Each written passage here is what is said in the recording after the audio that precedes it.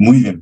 Bueno, primero que todo quisiera entregar un saludo muy afectuoso a la Corporación Penser y al mismo tiempo entregarles todos mis agradecimientos y reconocimiento por el trabajo de activación que están haciendo, ¿no es verdad?, en América Latina, ¿no es cierto? Con redes también en otros continentes. Por lo tanto, lo primero es reconocer ese trabajo y al mismo tiempo agradecer, por cierto, la invitación que me han efectuado para el día de hoy.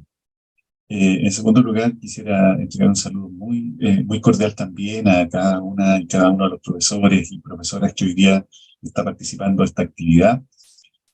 Yo sé que están con un volumen de trabajo impresionante, ¿no es verdad? Pero agradezco que se hayan hecho el tiempo para estar participando, ¿no es cierto?, de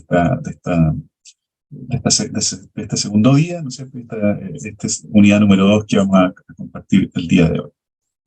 Eh, Así es que, bueno, tenemos alrededor de 40 minutos y entiendo que después vamos a dejar un espacio para preguntas, ¿no sé?, para comentarios, desde ya, por cierto, si quieren ir haciendo algunas observaciones en el chat bueno, pues, por el YouTube, ¿no es cierto?, lo pueden hacer. Por lo tanto, encantado, ¿no es cierto?, de recibir sus inquietudes y comentarios, por cierto, también de temas que ustedes manejan tanto, ¿no es cierto?, por puesto que son cosas habituales, ¿no es cierto?, en sus instituciones de educación superior.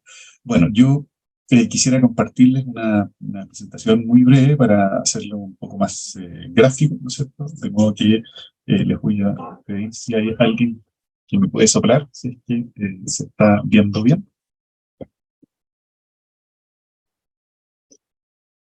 Yo creo que sí, debería estar viéndose la presentación.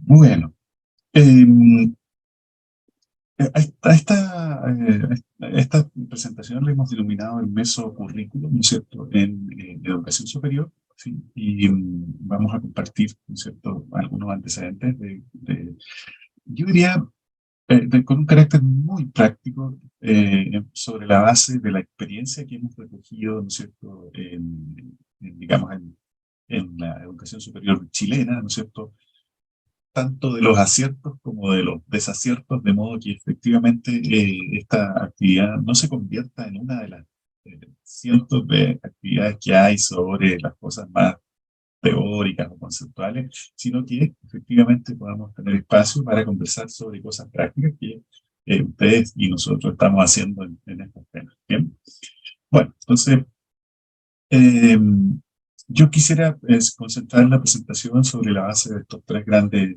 aspectos, ¿no es cierto? En primer lugar, solo compartir dos o tres antecedentes contextuales, ¿no es cierto? Es decir, respecto de qué es lo que está pasando hoy día en la educación superior a nivel internacional, ¿no es cierto? Que son, por cierto, antecedentes que ustedes conocen muy bien, ¿no es verdad? Pero que siempre es importante considerarlo antes de, ¿no es cierto?, Eh, eh, antes de profundizar en temas que son más accesibles. En segundo lugar, bueno, entrar más bien al corazón de esta ponencia, ¿no es cierto?, que tiene que ver justamente con el carácter que adquiere, ¿no es cierto?, el mesocurrículo, ¿no es cierto?, en el diseño de carreras de educación superior. Y finalmente compartir, ¿no es cierto?, dos o tres grandes reflexiones finales sobre los temas que vamos a tratar el día de hoy. Bueno, entonces vamos a partir, ¿cierto?, con esta primera parte, que tiene que ver con los antecedentes contextuales en la educación superior. Esta imagen que ustedes pueden ver ahí, ¿no es cierto?, una imagen de la Universidad de Concepción, ¿no es cierto?, en la ciudad de Concepción, Chile, ¿no es cierto?, al sur de Santiago, ¿no es cierto?, una universidad con una comunidad, ¿no es cierto?, estudiantil y académica de más de 30.000 personas, ¿no es cierto?, con más de 100 años desde su fundación, ¿verdad? Así que, y tenemos un número importante de estudiantes de América Latina en el posgrado. Por lo tanto, eso nos tiene también muy contentos porque tenemos esa posibilidad, ¿no es cierto?, de abrir la universidad hacia, ¿no es cierto?, estudiantes de Latinoamérica y de otras, por cierto, de otras latitudes también a nivel internacional. Bueno, mire, esto que ya lo hemos conversado en varias sesiones que hemos tenido oportunidad de desarrollar en PS y en otras instancias. Miren, nosotros en mi universidad tenemos un centro de estudios en educación superior y nos hemos dedicado a explorar o a observar una serie de fenómenos que son los que hoy día están afectando la educación superior. Entonces yo diría que aquí hay tres antecedentes que son muy relevantes y que nos pueden ayudar a situar, digamos, todo lo que se está haciendo en la educación superior en base al contexto, ¿no es cierto?, lo que hoy día se está viviendo en la educación superior. Entonces aquí hay tres aspectos que son fundamentales, ¿no es cierto?, y que ustedes conocen muy bien, digamos. El primero de ellos tiene que ver con este momento dramático, le hemos llamado nosotros, que ha vivido la matrícula en educación superior. Fíjense que los datos son efectivamente muy, son datos que, ¿no es cierto?, ayudan justamente a comprender ese momento. Fíjense ustedes que entre el 2000 y el 2018, ¿no es cierto?, la matrícula en educación superior creció eh, 50%, ¿no es cierto? En nuestro caso, en Chile, nosotros tenemos que entre el 2008 y el 2017 la matrícula creció en un 50,2%, lo que coincide, fíjense ustedes, con los antecedentes internacionales, ¿verdad? Por lo tanto, eso ha implicado, ¿no es cierto?, que hoy día se están integrando nuevos grupos sociales a la educación superior, que es una cosa que ustedes conocen muy bien, digamos así. Esta figura del heredero que tanto hemos conversado también, ¿verdad?, para referirnos a ese estudiante de medicina, hijo de médico, nieto de médico, o ese estudiante de derecho, ¿no es cierto?, hijo de abogado o nieto de abogado, no es el único estudiante que hoy día asiste a la educación superior. ¿Sí? Eso significa que hoy día están ingresando estudiantes que hace 30 años atrás probablemente tenían escasas posibilidades de participar en la educación superior. ¿Sí? Nosotros en Chile tenemos datos bien particulares, porque 7 de cada 10 estudiantes en Chile, de estudiantes de la educación superior, son primera generación en estudiar en la educación superior. ¿Sí? Entonces, un dato muy gráfico, ¿no es cierto?, que ayuda a entender justamente que la educación superior hoy día está llegando justamente a aquellos sectores en donde, ¿no es cierto?, tradicionalmente habían estado más postergados de este nivel educativo. Y eso es muy bueno, ¿ya?, pero exige que las instituciones de educación superior desarrollen, ¿no es cierto?, acciones para considerar, ¿no es cierto?, este nuevo perfil del estudiante. ¿De acuerdo? Entonces, bueno, ese es un primer antecedente que considero que es muy relevante para comprender todo lo que hoy día está viviendo, ¿no es cierto?, este nivel educativo. En segundo lugar, nosotros hemos identificado lo que metafóricamente le hemos llamado esta fiebre del cambio, ¿sí?, que es un segundo, ¿no es cierto?, elemento que está afectando la educación superior y que tiene que ver con toda esta tendencia de la innovación académica, ¿no es cierto?, que está específicamente basada en todo este movimiento de la legibilidad de la educación superior, es decir, el transparentar la educación superior, ¿no es cierto?, todo lo que propuso Turing, ¿no es cierto?, el proyecto Turing desde el año 2000 en adelante y que, ¿no es cierto?, se inició con la declaración de Bolonia en Europa el año 99, ¿no es cierto?, y lo que hizo fue, ¿no es verdad?, impulsar una agenda, ¿no es cierto?, de acuerdos entre los países de la Comunidad Europea, ¿no es cierto?, para que efectivamente, mediante la adopción del enfoque de competencias, que finalmente se consideró en su minuto que era el vehículo, ¿no es cierto?, para favorecer la movilidad estudiantil, ¿no es cierto?, principalmente en Europa, ¿no es cierto?, un país, perdón, que es un continente en donde sus países están muy próximos, ¿ya? Por lo tanto, la movilidad estudiantil para ellos es muy espontánea, digamos, ¿de acuerdo? Es decir, y culturalmente, ¿no es cierto?, las familias europeas tienden, ¿no es cierto?, a empujar a sus jóvenes, ¿no es cierto?, a que vayan a estudiar de un país a otro. Eso es muy espontáneo. ¿Ya? Nosotros en América Latina también comenzamos a unirnos, ¿no es cierto?, a esta iniciativa de Turing a partir del año 2004. Pero claro, evidentemente los desafíos que nosotros enfrentamos en Latinoamérica son, y en Centroamérica, por cierto, también son, ¿no es cierto?, son muy diversos porque, claro, tenemos, los países no es que estén tan próximos como en el caso de Europa, ¿no es cierto?, nuestras economías, ¿no es cierto?, también son tanto dispares, ¿no es verdad?, tenemos cuestiones culturales distintas, ¿no es cierto?, en fin, entonces, los avances en materia de movilidad han sido un poco más, ¿no es cierto?, iniciales. Al margen de eso, siento que conviene valorar todo lo que se ha hecho en nuestros países para favorecer justamente esa movilidad. Bueno, ese es el segundo elemento. Y en tercer lugar, esto, ¿no es cierto?, esta agenda de cambios en materia del currículum, ¿no es cierto?, y es donde se inserta justamente lo que vamos a ver hoy día, que tiene que ver con el mesocurrículum.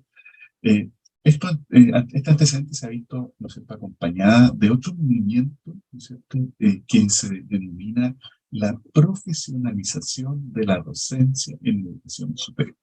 Y que no es otra cosa más que responder a la pregunta: ¿cómo profesionalizamos la docencia que ejerce un abogado, ¿no es cierto?, que no es pedagogo, pero que ejerce docencia?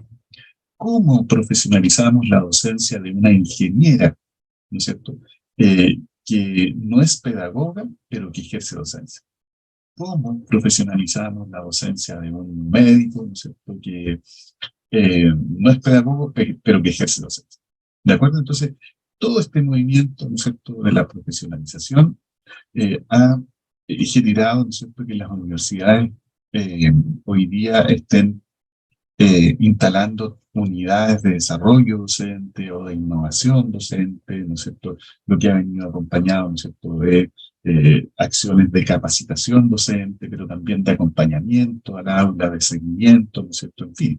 Bien, por lo tanto, ¿no es cierto?, antecedente de la profesionalización de la docencia, ¿no es cierto?, ha sido también un tercer aspecto que yo consideré relevante que compartiéramos, ¿no es cierto?, para comprender un poco los cambios que han ocurrido en la educación. Bien, bueno, eso es lo primero, ¿no es cierto?, para arrancar un poco sobre este tema. Entonces, bueno, pasemos ya más bien a la parte, ¿no es cierto?, más relevante esta de esta presentación, que tiene que ver justamente con el mesocurrículum en el diseño de carrera de educación superior, y que justamente tiene relación con lo que comentábamos anteriormente, es decir, esta fiebre del cambio, ¿no es cierto? Digamos, esta serie de esta agenda de transformaciones, ¿no es cierto?, que están viviendo los países, ¿no es cierto?, y también las propias instituciones en materia, ¿no es cierto?, del currículum de educación superior. Bueno, lo primero tal vez es comentar un poco esta distinción, que yo estoy seguro que ustedes la conocen muy bien, ¿no es cierto? En general, uno podría decir que puede distinguir estas cuatro grandes, digamos, niveles. Habitualmente esto se llama niveles donde se concreta el currículo. Y en este caso, por ejemplo, nos vamos a referir a estos niveles, ¿no es cierto?, de concreción del currículo en educación superior. Bueno, entonces, hay un primer nivel, ¿no es cierto?, que es el nivel tal vez más amplio, ¿no es cierto?, y que habitualmente se denomina macro currículum, ¿no es cierto?, o el nivel macrosistémico del currículum, ¿no es cierto? En fin, podríamos encontrarlo con nombres muy distintos, pero al margen de eso, ¿no es cierto?, no estamos refiriendo. Bueno, cuando hablamos del macro currículum, ¿no es cierto?, y que es algo que el día de ayer de seguro trató, ¿no es cierto?, el doctor Gabalán, ¿no es verdad? Pero cuando hablamos de este macro currículum, estamos haciendo mención, ¿no es cierto?, a las decisiones que se toman, ¿no es cierto?, respecto al currículum a nivel territorial. Entonces, ese territorio, ¿no es cierto?, puede ser no solo a nivel nacional, es decir, las decisiones del currículum que toman los países, sino que también esas decisiones pueden ser con un carácter supranacional, es decir, ¿cierto?, en base a un territorio que agrupa un conjunto de países, por ejemplo. Vean ustedes lo que pasó con el proyecto Tuning, por ejemplo, que Tuning Europa, por ejemplo, agrupa una serie de países, ¿no es cierto?, que forman parte de la Comunidad Europea y que adhieren justamente a ese proyecto Tuning, ¿no es verdad? Entonces, ahí tenemos un ejemplo concreto de cuando se entiende, ¿no es cierto?, este carácter supranacional, digamos, es decir, ocurriría algo similar, ¿no es cierto?, si nosotros, los países latinoamericanos, ¿no es cierto?, tuviéramos tomáramos algunos acuerdos o algunas decisiones, ¿no es cierto?, como lo que podría pasar con los marcos de cualificaciones, ¿no es cierto?, con ese carácter supranacional, ¿no es verdad?, etcétera, o de ciertos territorios, ¿verdad? Bueno, pero también este macrocurrículo hace mención a las decisiones que se toman a nivel nacional, ¿sí? Las políticas educativas, ¿no es cierto? En este caso, en educación superior, que toman los países, ¿ya? Pero es más, podría darse el caso de algunas decisiones del currículo que se toman a nivel del Estado o de las provincias o de las distintas regiones que puede tener un mismo país, digamos. ¿Sí? Sí, los países, ¿no es cierto?, en donde existen estados que tienen cierta independencia, bueno, son países que son en donde permiten que sus estados puedan tomar decisiones, ¿no es cierto?, decisiones curriculares, ¿no es cierto?, en sus diversos sistemas educativos, ya sea educación escolar, ¿no es cierto?, educación superior, ¿no es verdad? Bien. Entonces, son formas distintas, ¿no es cierto?, de entender este macro currículum, ¿no es cierto?, para que únicamente no siempre lo asociemos, ¿no es verdad?, a las decisiones nacionales sobre las cuales se toman estas decisiones. Bueno, todo esto que se decide, ¿no es cierto?, en el ámbito del macrocurrículum, habitualmente se focaliza, ¿no es cierto?, en las tendencias, ¿no es cierto?, en todo lo que en este caso, en la educación superior, lo que ha venido, ¿no es cierto?, implementándose en torno al enfoque de competencia y resultados de aprendizaje, en torno a las exigencias de acreditación, que no son estáticas, digamos, es decir, los países tienen, ¿no es cierto?, criterios de acreditación, pero que van generando cambios, ¿no es cierto?, con cierta regularidad, ¿no es verdad? Por lo tanto, esas decisiones afectan justamente al macrocurrículum, ¿no es cierto?, y ¿no es cierto?, son decisiones que después, ¿no es cierto?, las propias instituciones de educación superior en el mesocurrículum, que ya vamos a ver, se ven afectadas justamente por esas decisiones, ¿no es cierto?, asociadas al nivel macrosistémico. Bien, lo mismo ocurre con los marcos de cualificaciones, es decir, también son decisiones macrocurriculares que toman, ¿no es cierto?, estos territorios, ya dijimos, o países, o estados, provincias, regiones, en base, ¿no es cierto?, en este caso, a estos marcos de cualificaciones, que son instrumentos que permiten, o que pretenden, ¿no es cierto?, generar, por un lado, ¿no es cierto?, la identificación de las distintas cualificaciones en las áreas técnicas, ¿no es cierto?, en las áreas profesionales, en fin, y que eso pueda favorecer también cierto grado de movilidad entre el estudiante. Listo, esos son temas propios, ¿no es cierto?, de este macro currículum. Después hay un segundo nivel donde se concreta el currículum y que es el denominado mesocurrículum, ¿no es cierto?, o mesosistema, ¿no es cierto?, y que hace, ¿no es cierto?, alusión al nivel institucional, es decir, a las decisiones que se toman en el nivel institucional, ¿ya?, o en el nivel de corporaciones que agrupan instituciones de educación superior, ¿no es cierto?, es decir, cuando tenemos, por ejemplo, eh, una institución de educación superior que tiene varias sedes, ¿no es cierto?, y que esas sedes, ¿no es cierto?, responden a decisiones, ¿no es cierto?, que se toman, ¿no es cierto?, desde un nivel central, llamémosle así, ¿no es cierto?, o cada sede podría incluso también o tomar sus propias decisiones. Eso depende justamente de ¿no es cierto?, la administración que tengan en esta institución. Bueno, habitualmente esto se concreta, ¿no es cierto?, en los documentos institucionales, ¿no es cierto?, en el proyecto educativo institucional, o muchas veces que en los modelos educativos, en los planes de desarrollo estratégico, etc. ¿No es cierto? Las instituciones de educación superior cuentan con una serie de documentos institucionales donde se concretan justamente esas decisiones, ¿no es cierto?, respecto del currículum institucional, o del currículum de un grupo de instituciones. ¿Bien? Y que es parte de lo que nosotros vamos a conversar, ¿no es cierto?, en la sesión de hoy. Bueno, luego hay un tercer nivel de concreción del currículum, ¿no es cierto?, que actualmente se conoce como microcurrículum, ¿no es cierto?, o a nivel microsistémico, ¿no es cierto?, en fin, y que hace alusión efectivamente a las decisiones del currículum que se toman a nivel de aula, ¿no es verdad?, y que habitualmente se concreta en lo que puede llamar la planificación anual de la docencia, o la planificación semestral de la docencia, ¿no es cierto?, o la planificación bimestral o trimestral de la docencia, etc. ¿Ya? Y que además queda explícita en los programas de asignatura o en los sílabos de esa asignatura, en fin. Bien, entonces, este microcurrículum, ¿no es cierto?, hace alusión justamente a las decisiones que toma principalmente el docente, ¿no es cierto?, para la enseñabilidad, ¿no es cierto?, de una determinada asignatura, ¿no es cierto?, que en el marco de una carrera o incluso en el marco de un programa de posgrado. Bien. Bueno, y en último lugar, yo me atrevería también a identificar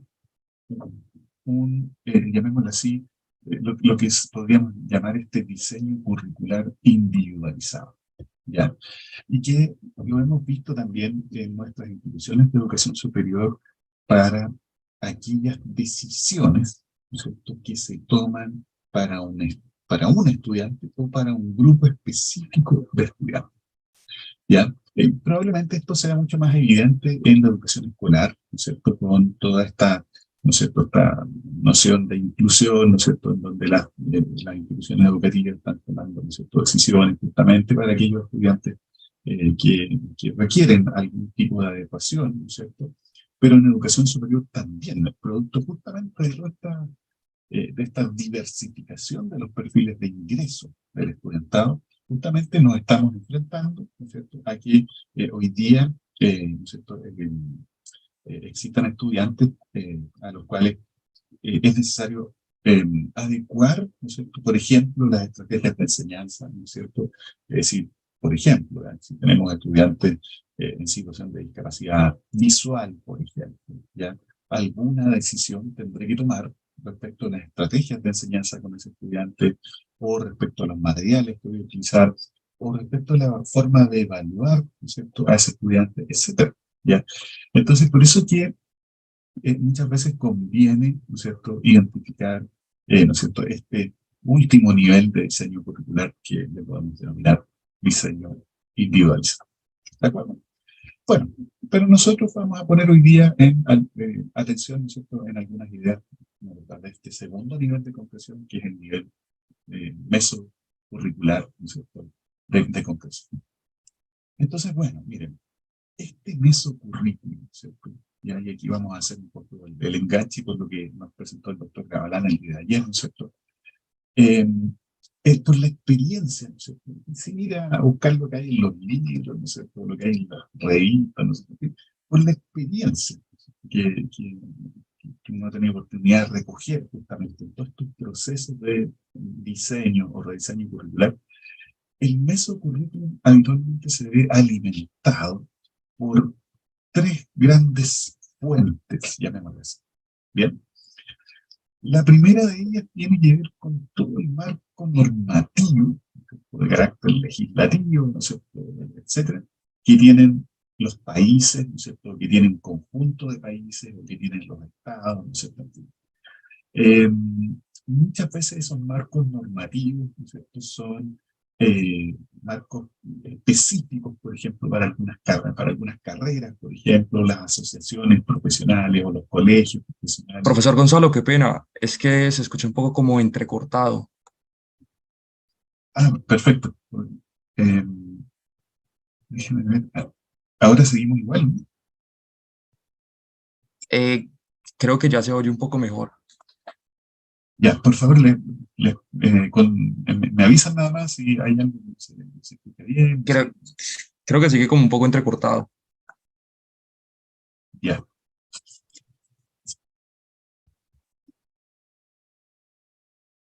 No sé.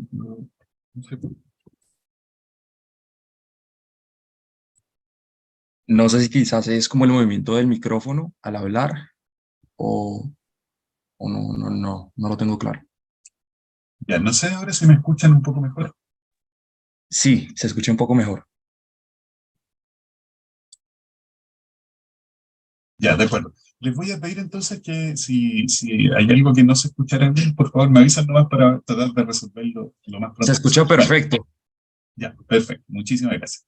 Bueno, miren, entonces, tal como veníamos comentando, mm, efectivamente este mesocurrículum habitualmente se ve eh, alimentado justamente o estas decisiones, ¿no es cierto?, que toman las instituciones de educación superior, se ve alimentado, ya dijimos en primer lugar, por este marco normativo, que veníamos diciendo que no solo hay un marco normativo general, ¿no es cierto?, que muchas veces los países tienen regulaciones respecto de la duración de las carreras y los programas, del número de créditos, del número de horas, del número de horas prácticas, etcétera. Bien, eso habitualmente está regulado, ¿no es cierto?, en una buena parte de los países, pero también a veces existen regulaciones que son específicas para algunas carreras, digamos, respecto al número no sé, de horas, por ejemplo, en fin, las asociaciones profesionales, los colegios profesionales son instancias, ¿no es verdad?, eh, que alimentan justamente este mesocurrículo. En segundo lugar, yo creo que todo lo que tiene que ver con estos indicadores estratégicos, por ejemplo, asociados al campo ocupacional, cuánto se tardan los estudiantes en encontrar su primer trabajo, cuál es su remuneración, ¿no es cierto?, al primer año, al tercer año, al quinto año, ¿no es cierto?, cuál es la demanda de profesionales que hay en ciertas áreas, ¿no es cierto?, eso también es clave, digamos, sobre todo porque en nuestros países, ¿no es cierto?, nosotros en Chile, por ejemplo, tenemos muchas veces dificultades justamente para tomar decisiones respecto a áreas que ya están un tanto saturadas, por ejemplo. Entonces, estamos viendo muchas veces que para una vacante están llegando 300 currículum o 300 CV o hojas de vida de profesionales, ¿no? Que necesitan ese trabajo. Bien, entonces es importante que los países se ordenen, eso también lo vamos a ver un poquito más adelante. Bien, y bueno, y finalmente están las proyecciones disciplinares. Ya también es importante que las carreras, los programas sean capaces eh, de justamente identificar esas proyecciones, ¿no es cierto? Identificar, ¿no es cierto?, todos los aspectos de la enseñabilidad, de la ingeniería. Fíjense ustedes que hay una serie ¿no es cierto?, de avances en educación en ingeniería, educación en salud, en educación en arquitectura, etcétera. Entonces, ¿no es cierto?, esos avances es muy relevante que quienes toman decisiones a nivel institucional, ¿no es cierto?, a nivel de carrera, también las puedan considerar justamente en estas decisiones, ¿no es cierto?, mesocurriculares que quedan actualmente ¿no es cierto?, explícitamente concretadas, ¿no es cierto?, en estos documentos de carácter institucional. Bien, bueno, entonces aquí yo les quisiera invitarles a ver a tener una visión más bien sistémica, ¿no es cierto?, en este mesocurrículum y a entender, me perdonan por favor tal vez si es un proceso tal vez o esta visión que se muestra demasiado funcional, digamos, pero tal vez ayuda a ordenar un poco. Bien, entonces, desde el punto de vista del diseño, ¿no es cierto?, porque habitualmente cuando uno habla del mesocurrículum, habitualmente pone atención a lo que queda escrito, a lo que queda explícito, ¿no? Bien, pero eso es una parte, digamos, ¿no es cierto? Todas las decisiones, ¿no es cierto?, institucionales que toman las universidades, las instituciones técnicas, ¿no es cierto?, en fin, es importante que tomen decisiones que orienten el diseño o el rediseño del currículum de carreras y de programas. ¿De acuerdo? Es decir, es lo que uno esperaría, ¿no es cierto?, desde el punto de vista del diseño. Es importante que las instituciones de educación superior también puedan explicitar una carta de navegación, es decir, una hoja de ruta ordenada, ¿no es cierto?, con plazos, con responsables, ¿no es cierto?, en fin, y que permita entender que todos estos procesos de diseño y rediseño curricular no pueden hacerse de un año a otro, sino que necesitan, ¿no es cierto?, también tener justamente un orden, ¿no es cierto?, en el tiempo. Y finalmente, dentro de las cosas más sensibles, por cierto, es importante que las instituciones de educación superior puedan explicitar, ¿no es cierto?, un sistema de monitoreo y evaluación del currículo. Bien, eso cada vez ha sido más frecuente, ¿no es cierto?, que todas esas acciones tal vez un tanto aisladas que se están tomando en la educación superior, bueno, que se expliciten justamente en un sistema que monitoree y evalúe el currículum, ¿no es cierto?, tanto en el proceso como el resultado. Bueno, en segundo lugar está la implementación y que yo creo que también hay que poner atención justamente y que forma parte justamente de esta visión, ¿no es cierto?, del mesocurrículum, todos los procesos de capacitación docente, digamos. Es decir, miren, no tiene mucho sentido que las instituciones avancen en diseños o rediseños del currículum si no tenemos al cuerpo docente, ¿no es cierto?, capacitado, porque son quienes finalmente sostienen las innovaciones del currículum. Por lo tanto, es muy relevante, ¿no es cierto?, que el profesorado se vaya formando de manera permanente, ¿no es cierto?, de manera continua, ¿no es verdad? Por lo tanto, eso forma parte justamente de esta implementación. Lo mismo que la evaluación y acompañamiento docente, ¿no es cierto? Es decir, que no solo se quede únicamente en la capacitación docente, sino que además se avance justamente a evaluaciones integrales de los docentes, pero también al acompañamiento que puede hacer la institución, ¿no es cierto?, al docente, etc. Y al mismo tiempo que se implementen justamente estos modelos de monitoreo y evaluación de aprendizaje en estudiantes. Todo lo que nosotros hemos denominado en la experiencia chilena estos perfiles intermedios que vamos a ver enseguida.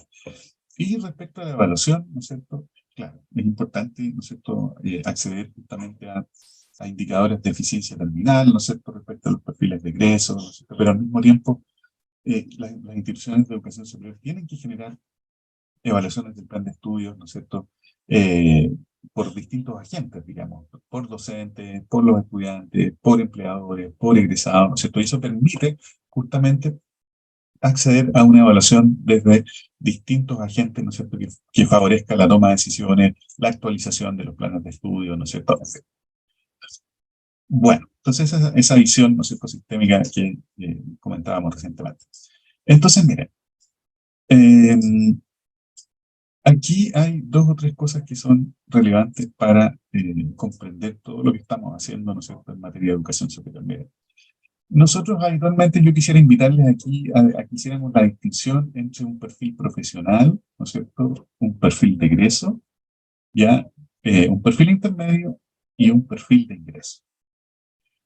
El perfil profesional, ¿no es cierto?, es aquel que se logra, ¿no es cierto?, o que se evidencia, ¿no es cierto?, un profesional que ya tiene 10, 15 años de experiencia. Es decir, un egresado que termina una carrera, ¿no?, después de 5 años, es muy difícil que pueda evidenciar un perfil profesional con un nivel de profundidad, ¿no es cierto?, tal que en comparación con aquel profesional que lleva, ¿no es cierto?, 5 o 6 años ejerciendo o 10 años ejerciendo la profesión.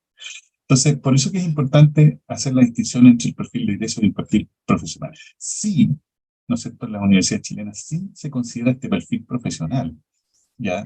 Pero derechamente se pone el foco en aquello que es capaz de demostrar un estudiante al finalizar eh, su carrera.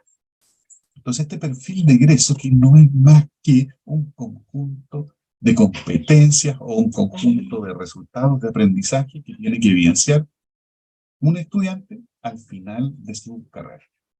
Listo. Bien, nosotros por lo menos entendemos el perfil de egreso de esa manera. Bien, como un conjunto de competencias para aquellos planes de estudio que están basados en competencias o un conjunto de resultados de aprendizaje para aquellos planes que están basados en resultados de aprendizaje. Bueno, pero también nosotros hemos ido identificando perfiles intermedios, digamos, es decir, aquello que se espera que el estudiante evidencie en una parte intermedia de su carrera.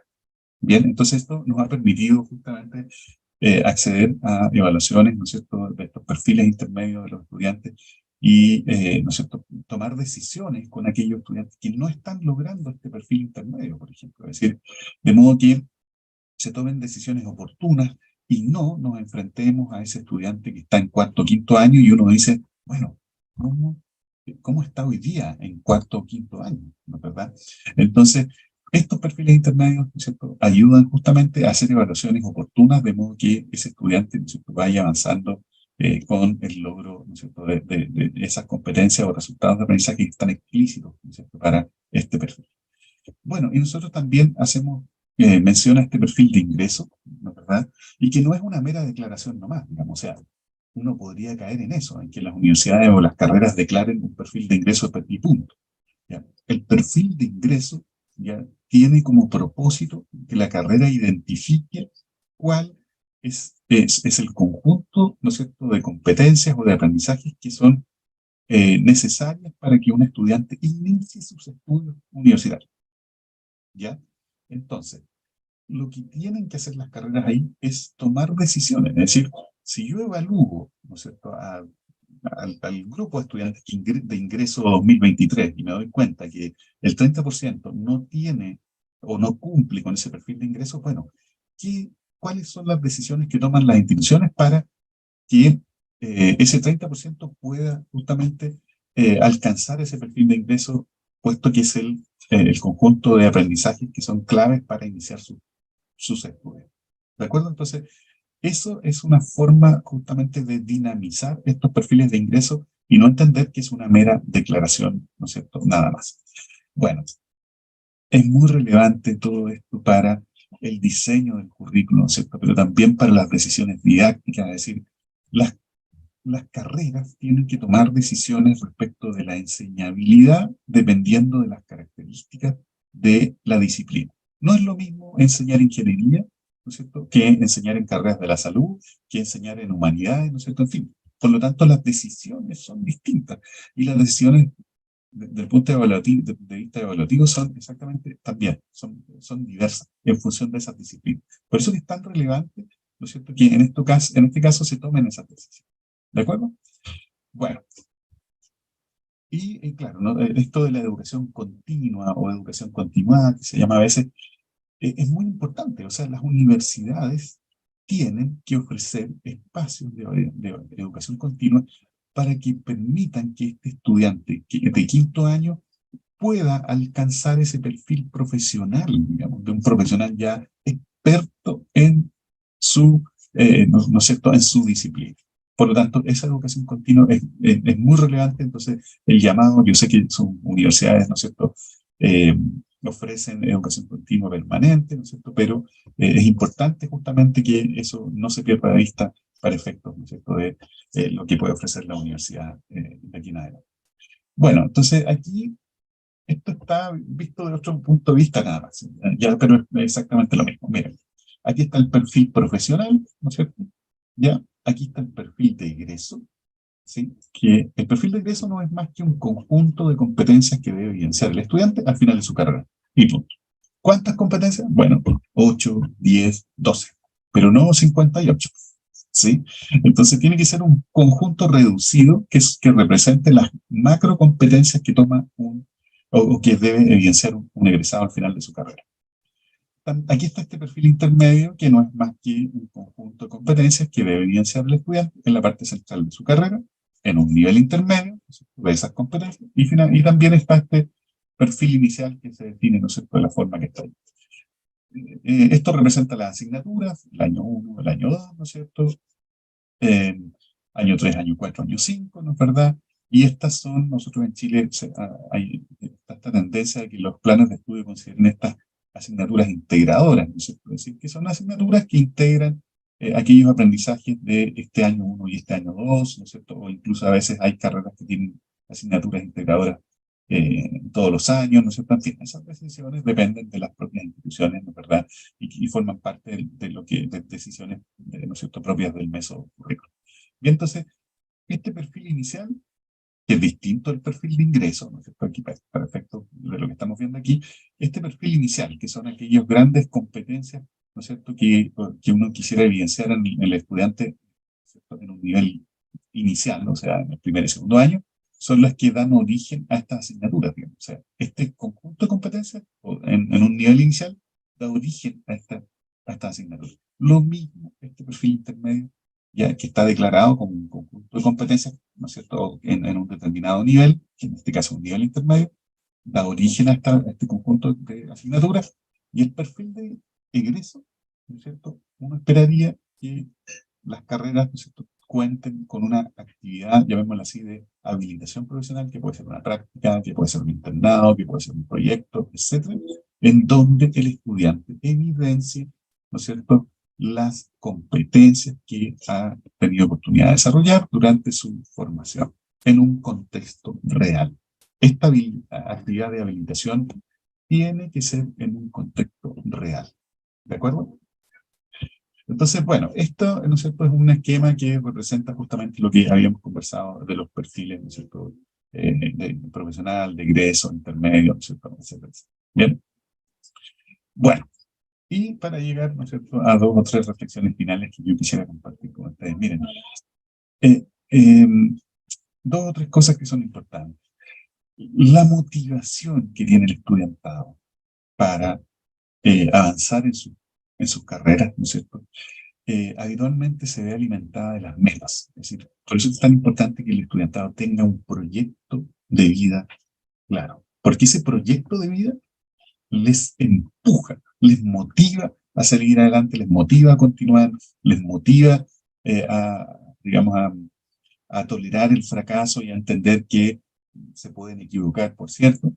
Por lo tanto, por eso que es tan relevante que el estudiantado desarrolle proyectos o metas, ¿no es cierto?, o, de vida o proyectos de vida. Bien, porque eso empuja esa motivación. Y que motivación, ¿no es cierto?, que también se ve alimentada por la autoeficacia, ¿no es cierto?, es decir, por esta capacidad que tienen las personas, ¿no es cierto?, de creer que van a ser eficaces en el logro de esas metas, ¿no es cierto? Al mismo tiempo, por el sentido de pertenencia que tiene el estudiante a la institución. Por eso que es tan relevante que las universidades ofrezcan actividades que favorezcan la pertenencia del estudiantado a la institución. Y que, es decir, que los estudiantes se sientan representados, ¿no es cierto?, en esas actividades. Y finalmente, claro, está el currículo. ¿Se fijan? Por eso que es tan relevante, ¿no es cierto?, el currículum, porque, claro, el estudiante que tiene una buena percepción del currículum, que tiene una buena experiencia durante el primer año, es un estudiante que tiende a persistir, ¿no es cierto?, en la universidad. Ya, tiende a permanecer en la universidad hasta finalizar, ¿no es cierto?, para cumplir sus metas iniciales que él tenía. ¿De acuerdo? Entonces, miren, aquí está dicho lo que recién comentamos, dicho de otra manera. Esto también lo hemos conversado en otras oportunidades. Miren, hay tres cosas que son relevantes para conformar un proyecto de vida. En primer lugar, está la situación familiar que tiene el estudiante, ¿ya? Es decir, dependiendo del nivel social y económico al que pertenezca su familia, por ejemplo, el tipo de relaciones que se establecen en la familia, el tipo, la escolaridad de los padres, el tipo de trabajo que tienen, ¿no es cierto?, la situación económica, en fin. Esa situación familiar, ¿no es cierto?, el apoyo, las expectativas de la familia, es una de las dimensiones claves para que el estudiantado pueda pensar en su proyecto de vida. En segundo lugar están las habilidades y capacidades del estudiante. Es decir, esas habilidades y capacidades individuales, ¿no es cierto?, del estudiantado también son claves para ayudarle a pensar en ese proyecto de vida. Y finalmente está la educación previa, es decir, lo que se hace en la educación secundaria, ¿no? ¿Sí? Por eso es tan relevante la orientación vocacional en los estudiantes de la secundaria. Eso permite que el estudiante piense en su proyecto de vida, se trace metas, se comprometa, ¿no es cierto? En fin. Y cuando la experiencia universitaria es buena, eso puede incidir en la meta, en los compromisos, ¿no es cierto? En fin, y puede incidir favorable o desfavorablemente. Es decir, nosotros tenemos acá datos de estudiantes que llegan a primer año de universidad con unas expectativas altísimas, pero terminan su primer año de universidad con unas expectativas bajísimas, digamos. Y es porque el primer año de universidad o la experiencia que ellos tuvieron en ese primer año fue una experiencia deficiente. Pero al mismo tiempo tenemos el caso de estudiantes cuyas metas son muy bajas, con bajas expectativas, muy descendidas, pero producto de una buena experiencia universitaria, sus metas, ¿no es cierto?, al final del primer año aumentaron considerablemente. Bien, entonces, díganme ustedes si la universidad no tiene, ¿no es cierto?, incidencia, ¿no es cierto?, justamente en esas metas. Bueno, dos o tres cosas aquí a nivel de sistemas, de reflexiones finales a nivel de sistema. Lo primero es que los países tienen que ordenar la oferta de educación superior, ¿ya? Justamente porque un proyecto de vida no necesariamente es pensar únicamente en llegar a la educación superior, porque en la práctica tampoco puede serlo. Bien, entonces, los países tienen que comprender que los proyectos de vida que tienen las personas, los jóvenes, los estudiantes, pueden ser muy diversos y tienen los estados, de algún modo los países tienen que ofrecer cabida para todos esos proyectos de vida. En segundo lugar, bueno, aquí nos estamos enfrentando a las actuales aspiraciones generacionales que tienen los jóvenes hoy día. Esta cercanía con el emprendimiento, con los influencers, con los youtubers, ¿no es cierto? En fin, puesto que, claro, ellos sienten que no necesariamente se tiene que estudiar para alcanzar el éxito, ¿no es cierto?, o la realización personal. Entonces, ahí también nos estamos enfrentando a ciertas tensiones al respecto. hay que repensar el currículo escolar, es excesivo, ¿no es cierto?, es burocrático, está muy parcelado, ¿no es cierto?, en fin. Entonces los países tienen que pensar, ¿no es cierto?, en digamos, tienen que repensar el currículo justamente de la educación escolar. Todavía tenemos ruptura entre secundaria y educación superior, aun cuando han habido esfuerzos importantes por avanzar. Y lo último es que, claro, los colegios puedan desarrollar orientación vocacional efectiva en la educación escolar. ¿Sí? Yo sé que muchas veces está, ¿no es cierto?, en fin, pero pareciera ser que por algún motivo no está dando resultados. Bueno, y a nivel de instituciones de educación superior, claro, esta visión integral del currículum, nosotros tenemos varios estudios en donde el estudiante prefiere, ¿no es cierto?, que existan menos innovaciones, tal vez menos apoyos por extracurriculares y que las acciones se concentren en esta visión integral del currículum. Es decir, de qué manera el plan de estudios puede favorecer la persistencia o la permanencia del estudiantado en la carrera y que pueda, ¿no es cierto?, llegar a terminar justamente exitosamente esa carrera. Reorientación vocacional permanente, es decir, eh, de qué manera, ¿no es cierto?, las carreras pueden ofrecer esa reorientación, ¿no es cierto?, sobre todo aquellos estudiantes que pueden tener conflictos vocacionales porque no están estudiando aquellas carreras que ellos quisieran estudiar. Y finalmente, todo lo que tiene que ver con la transparencia del conocimiento, bueno, la investigación derechamente no está llegando, ¿no es cierto?, donde tiene que llegar, por lo tanto, también ese es un gran desafío, ¿no es cierto?, que tienen las instituciones de educación superior hoy día. Bien, bueno, y finalmente, claro, todo esto que tiene que ver con la significancia que tiene el currículum, ¿no es cierto?, para la vida cotidiana del estudiantado, digamos así, el sentido que tiene el currículum para el estudiante. Entonces, también es algo para lo que las instituciones de educación superior tienen que reflexionar, sobre todo en este nivel mesocurricular.